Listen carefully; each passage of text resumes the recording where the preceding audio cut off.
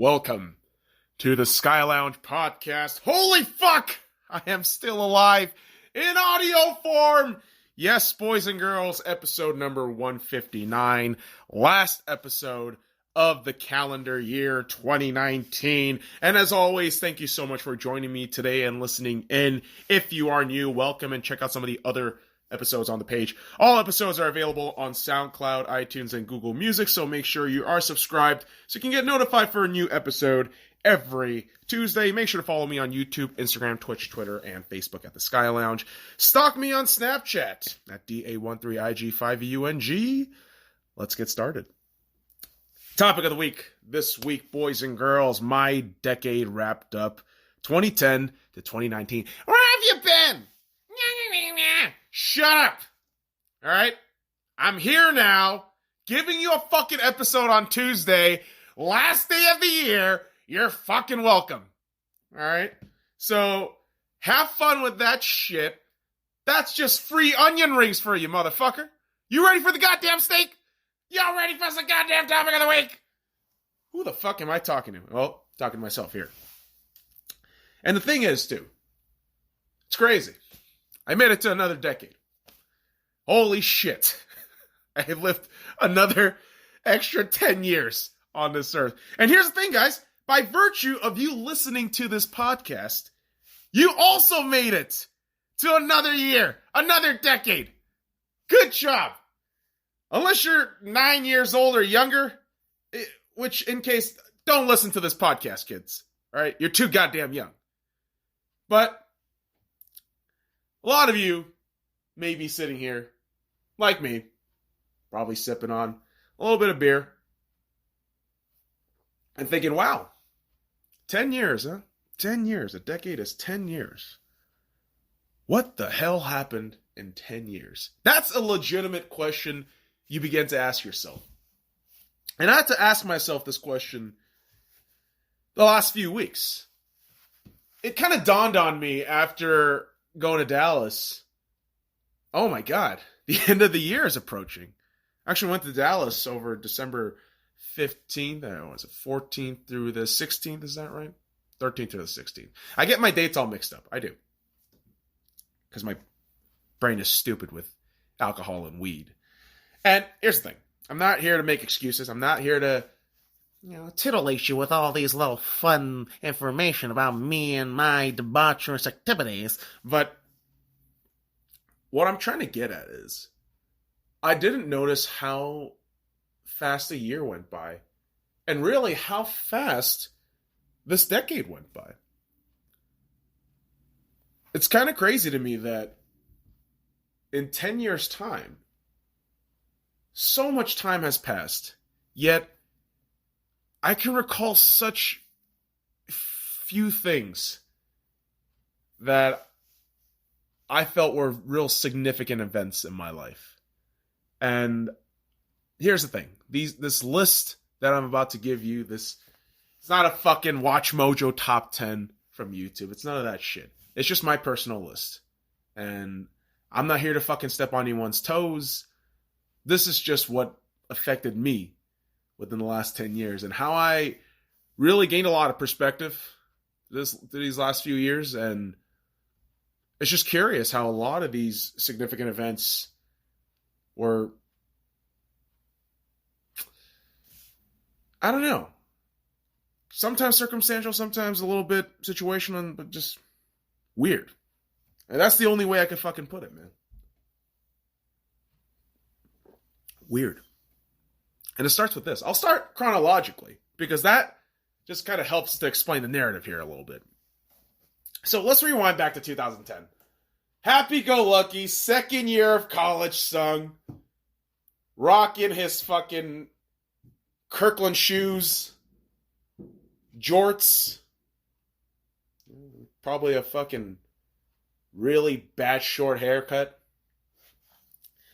And at this point in college, I didn't give a fuck. I was just kind of going through the motions. And curiously enough, my grandfather actually visited us here in America in Las Vegas back in 2012. And at that point, I hadn't traveled on an airplane for about, what does that make it? 14 years since I flew from Korea. And so in 2012, a real significant event for me was traveling on an airplane for the first time in over a decade. I can't state to you how significant that was because it alleviated a lot of my, I guess, fears of leaving home, of getting away from my parents and escaping familiarity, essentially, right? And what's crazy is that little seed right there, implanted back in 2012, kind of flourished into me just wanting to travel all the time now. And of course, a couple months later in 2013, I graduated college. UNLV, BSBA, IBS. What the fuck does that mean? University of Nevada, Las Vegas, Bachelor of Science in Business Administration, International Business degree. Yeah, that's a fucking mouthful, but I got that acronym down, bitch. And to me, college was a very interesting time. Just the way my personal life was unfolding, and of course, the way I handled college. But looking back on it now, I don't like the way I was. I really don't. In terms of investing time into my education, but really, it's from graduating college that it made me really appreciate a lot of things that I hadn't really noticed. Right now in 2019, after a couple of years of being in the fucking job field and shit, you just realize how invaluable college education actually is. Not based on where you go, but what you actually pick up within a college routine. Within a free-form lifestyle, can you pick your life up? I.e., get your shit together and function on a day-to-day basis. And as a fucking man-child, right now the answer is, yeah. Kind of an unsure shrugging, yeah, all right, yeah. But college was really an interesting step for me. Really was. I recall just, even 6 years ago, how young and arrogant I was about myself and thinking I was better than everybody. And the lesson in humility came in through many numbers in different forms. But really, it's from 2014 where humility really came in in more of a fucking punch in your face kind of shit. And in 2014, picking Arsenal Football Club as my team and eventually falling in love with sports was another significant event in my life. That's 3 so far, boys and girls. If you're counting at home, that is 3 so far. And you might think, oh, what, picking a fucking soccer team? You fucking European wannabe loser. And just thinking, no. In the summer of 2014, I was unemployed. I had no job. I didn't know what I wanted to do. And mostly I was at home, either going to the gym or just chatting with my parents.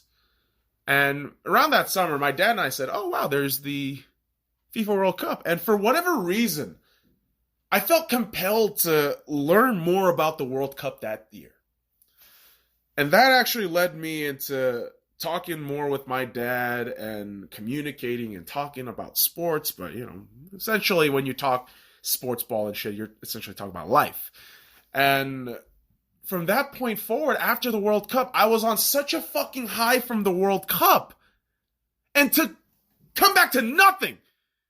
And to be told that, I watch the World Cup every 4 years, but to get reminded that you have to wait every 4 fucking years for this glorious thing to happen, I couldn't take it. I figured, no. I'm going to start watching soccer now. I'm going to start watching football now. And that's when I started researching into things, and I picked Arsenal Football Club. And I've gotten a lot of flack for it. And I, bitch and moan about supporting Arsenal all the time, but I know what I chose. And I absolutely love it. At the end of the day, as much as I bitch and moan about Arsenal, I still love my club. And in turn, because of all the bitch-slapping losses from Arsenal, that taught me a lot about humility. It taught a lot about objectivity. Keeping a zero emotional state when assessing a situation. And you hear athletes all the time, in the heat of the moment, in the battle, you got to analyze the field, the court, whatever the case may be.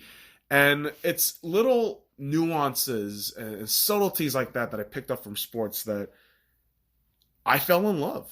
I completely fell in love with sports that year. From that year forward, really. I fell in love with sports. And, I sit here before you today, recording this podcast, yes, but mostly on the YouTube channel, I record a lot of sports ball reviews. My Seattle Seahawks review video right now, which, not to boast, boys and girls, but it might be one of my, dare I say it, most successful video to date because of the impressions, because of the audience hit. And I would have not even dreamed about talking about Seahawks or Arsenal or the Vegas Golden Knights or my Lakers again or my Dodgers again. But I say again because the Dodgers and Lakers were just part of my history since 1998. But man, it's just crazy to think that from a kid who said, I fucking hate sports, sports is bullshit, to I can't live without sports. When the fuck is the next game? I actually had a fucking near panic attack on December 24th. I'm like, where the fuck are all the sports? Why is nothing on today? I had a mild panic attack. Like, why the fuck aren't any sports on? We gotta watch sports documentaries? Fuck! I turned into that psychopath. So I gotta thank Arsenal Football Club for that. I do.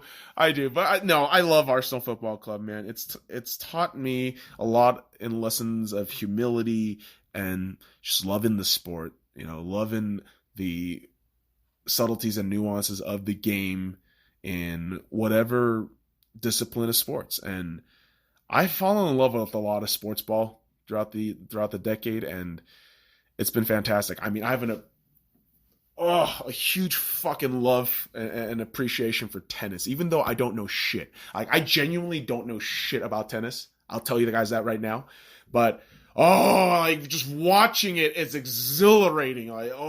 Just watching Roger Federer, my number one guy, just tear it up is absolutely gorgeous to watch. It is just fucking poetry in motion. And so, really, shit, I would never have assumed nor thought, back in 2012 that Sung in 2019 would be talking about sports and loving sports. But here we are, doing exactly that. And also that young man would have never dreamed, yes, he would get laid in 2016. Holy shit. Yeah, I gotta tell you right now, I feel pretty proud of myself. High-fiving myself on that one. Yes, finally getting laid after years of fruitless effort. I'm not gonna lie to you, boys and girls. My first pussy was negotiated. And it was a great Patriots ordeal. And what I mean by that is just do your job. If you don't know what I mean, fuck you. Don't even worry about it. But we got laid in 2016, and it felt fucking great. Really did. But now, as my brother Alex calls me, I am a born-again virgin because of my hiatus on fucking, which, he's not wrong. Seriously, he is not wrong, and I hate that he's not wrong. Fuck you, Alex. I love you, but fuck you. Had to throw that out there. But here's the thing. Getting laid really helped me just alleviate a lot of these weird fucking anxieties I had about myself, a lot of these weird fucking fears, like getting naked in front of a woman. That was my genuine fear for the longest time, like getting naked in front of a woman. Like now it's like, whatever. Yeah. Here's my little You gotta deal with what you can, man. Like, it's that kind of, not really self-confidence, but it's that knowledge and acknowledgement of oneself. It's that self-assurance that I got after getting laid. It really is. And I think in turn that helped me start out this podcast. And yes, boys and girls, in 2016, starting the S.C.Y Lounge podcast, October 10th, 2016, on my birthday, I started this podcast. I just started recording. And I have so many people that I want to thank and acknowledge and appreciate.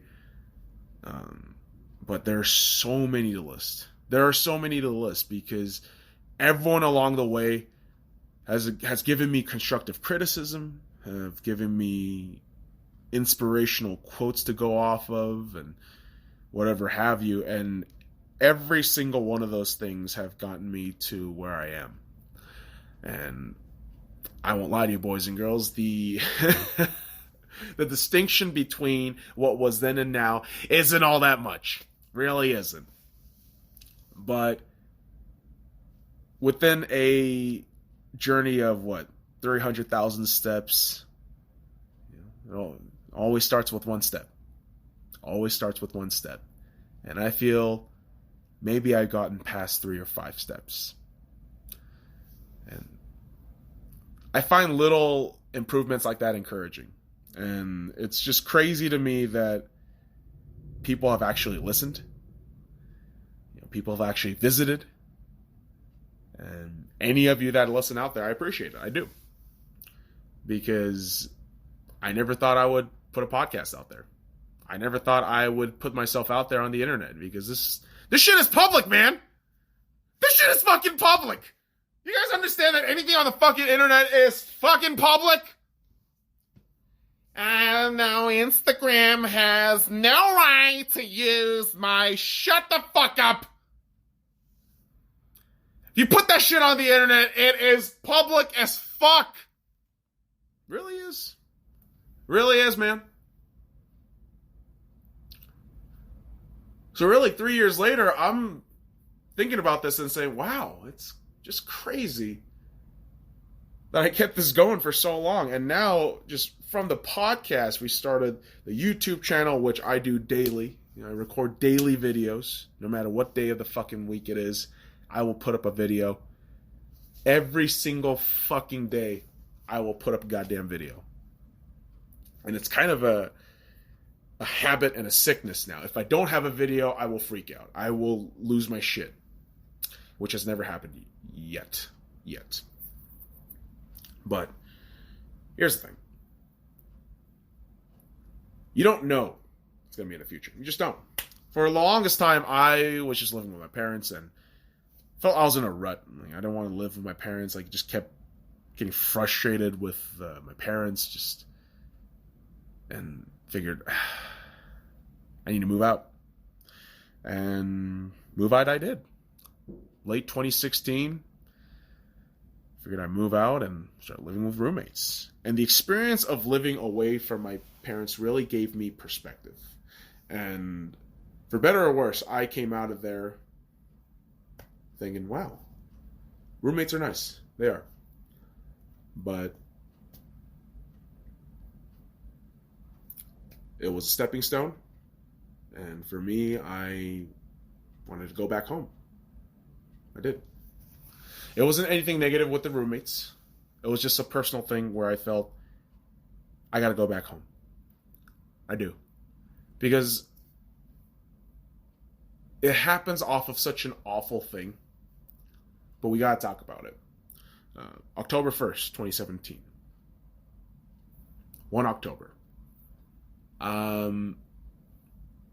Think about it now. I remember just being at work. And back when I was a night auditor, I didn't give a fuck. I didn't really empathize with anybody. I didn't really want to care about people's fucking feelings and shit. But that very night, I remember telling people, yeah, guys, it's an awful thing. That's what's going on right now. But we got to get back to work. And it's such a cold-hearted thing to say.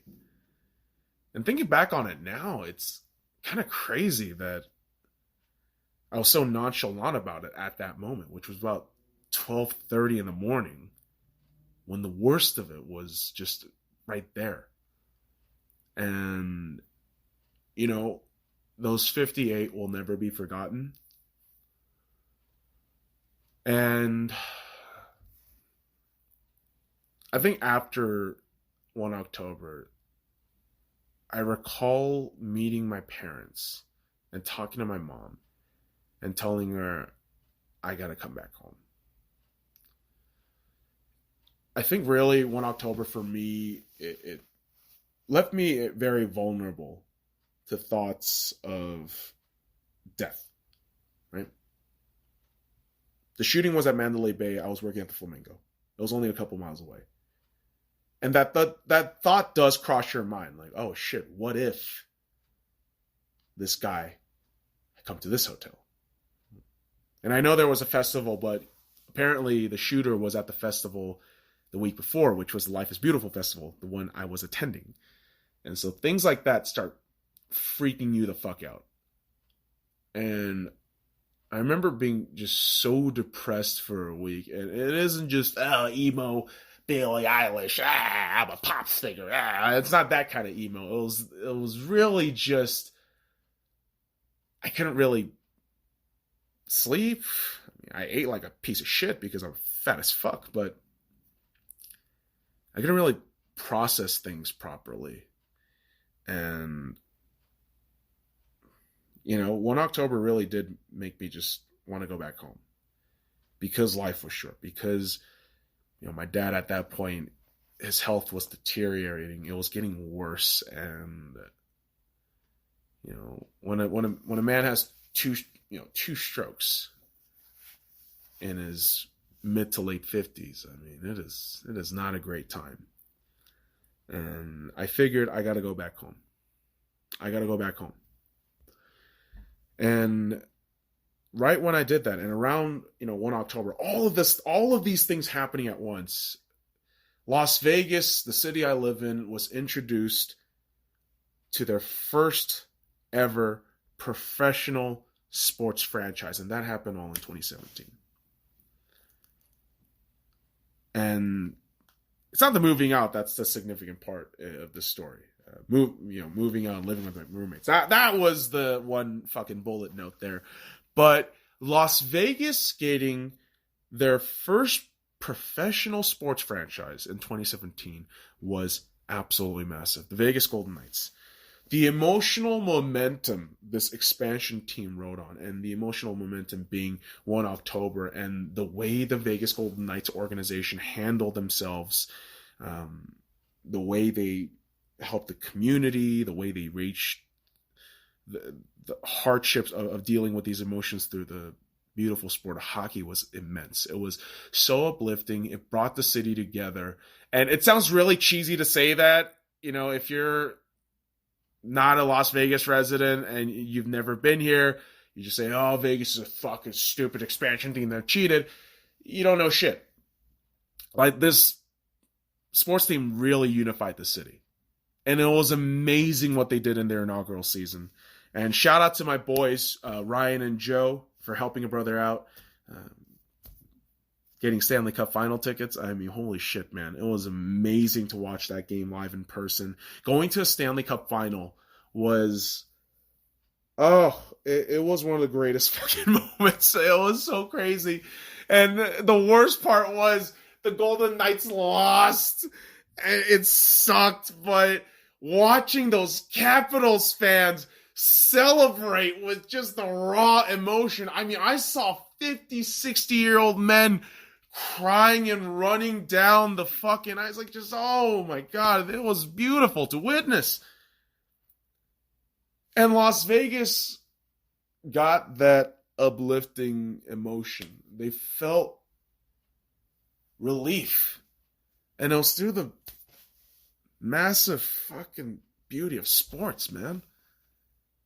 And the Vegas Golden Knights is a team I will cherish forever. they may come a day in the future. I don't know if this will ever fucking happen, but maybe, NHL teams go extinct. Who the fuck knows? Maybe Vegas decides to move somewhere else because money is not good anymore. Whatever bullshit you want to fucking say. I will always cherish this Vegas Golden Knights team. It's done so much for the city. It's done so much for the community, and it's done so much for me. And it's crazy because a lot of these things coming up to this point, up to 2018, it really just started clashing into this point of me quitting the Flamingo. So in 2018, in April, I quit my job at the Flamingo. It was the longest job I've ever held. It was for 3 years. I was there for about 2 or 3 years, I believe. But within my time of being in the workforce, 3.5 years, it was the longest job I've ever had. And it taught me a lot because I wanted to leave and I needed to leave. And I've said things about the Flamingo and about management that I don't take back. I don't. I truly did believe that the management at Flamingo, front desk, was awful. I didn't get along with upper management because my style was very nonchalant, very casual, and they wanted corporate. And unfortunately, my arrogance and selfishness and kind of brutishness led to me not seeing the signs of thinking, man, maybe I should watch what I say. Maybe I should just chill the fuck out. But that never happened for me. I never did. I learned my lesson the hard way while being employed at the Flamingo. But you know what? Quitting was the greatest fucking thing I've ever did. I will never back down on that statement. Quitting the Flamingo was one of the best things I've ever done in my life. Because it really set me free. It really gave me some perspective about life. And I say that phrase a lot, perspective on life. But these moments, open your eyes to new thoughts, new ideas. And sometimes it's a positive thing, right? Sometimes the way it happens is so positive, like you quitting your job, feeling the fucking birds from the skies, and everyone singing while you walk, which is weird. Like, are you in a musical? I felt like it that day. It felt really good to fucking leave that place for the last fucking time. But sometimes significant events don't happen in the most positive way. They don't. Sometimes it's seemingly negative. And yes, to me, the last significant thing to happen in this decade for me was my dad dying. So my dad died June 21st, 2018. I want to say June 21st, 2018. And, the way people perceive death, people always put the negative emotion with death. And I understand. I completely understand, because it's the idea of loss. It's losing somebody or something that you've had for so long, and now they're gone. But I don't see it that way anymore. Seeing my dad actually die, lifting his body, seeing it on the hospital bed too. And then before cremation, seeing his body for the last time. Death really opened my eyes. Because it wasn't something awful and demon-like, how I always envisioned when I was a kid. I mean, back when I lived in LA, with my parents, back in 2000, I remember the idea of death. And I remember this thought vividly, and the day it happened. I was in Koreatown. My parents and I just finished shopping, And I freaked the fuck out for whatever reason, because I had this idea of death surge in my head, and it was terrifying. It was horrifying to think about. Like, oh my God, everything's melting, everything's dying. Like, I can't express it, but it was just so fucking freaky. But last year, I mean, I saw a completely new perspective on death. And that is this. From death came a lot of invaluable lessons. Also a lot of missed opportunities. But also an appreciation for life. And what I mean by that is this. I'm pissed that my dad left. In a way, I mean, there's a lot of emotions here, but one of the emotions I flat out know is I am pissed off that my dad left. I am. Because there's so many questions that I have for him. You know, all these weird hypotheticals that might pop up in my head, like, how do I, take care of my thumb? How do I, get my fucking itch off my goddamn back because you have that goddamn shit. But at the same time, I am so grateful. Not that he left early. I'm so grateful because he left early that certain things I can just think at a moment's notice. Like I can just get at it. And learning the hard way is probably learning the best way. And life is like that sometimes, man. Like, you get dick punched a lot. But, fuck, you just gotta wince. And it hurts, but you just gotta get up and keep going. You just do. And it's things like that that made me really appreciate life. And from my dad dying, I that's when I started to really just start appreciating family more. I get in arguments with my mom sometimes, but same time, I mean, she's family. And all my family out there right now, I may not seem inviting and personal and amiable, but everyone's in my thoughts. Everyone is. And it's crazy because this is all within a span of 10 years, right?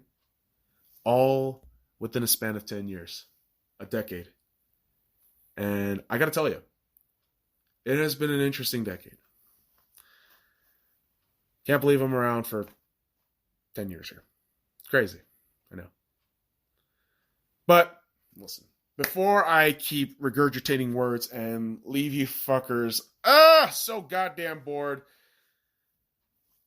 ultimately I'll leave you with this. Happy New Year, and I hope I'm around for the next decade. Also, don't be that little fucking cuntbag that spews that basic ass phrase, new year, new me. Don't be that fucking asshole, okay? So next week on the Sky Lounge, stay tuned, kids. Changes are coming. Well, kind of. It's going to be a bit of a reboot. So, folks, thank you so much for joining me this week. Make sure you're subscribed on SoundCloud, iTunes, and Google Music for a new episode every Tuesday. Make sure to follow me on YouTube, Instagram, Twitch, Twitter, and Facebook at The Sky Lounge. Stalk me on Snapchat at DA13IG5UNG. Now, fuck off.